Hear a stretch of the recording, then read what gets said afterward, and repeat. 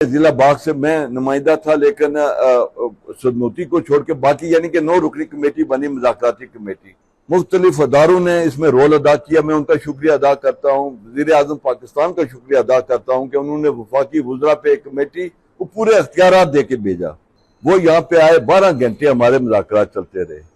जो चीजें 8 दिसंबर को कोहाले के अंदर तय हुई, वो क्योंकि ऑलरेडी तयशुदा थी, उसके ऊपर अमल दरामद हुआ।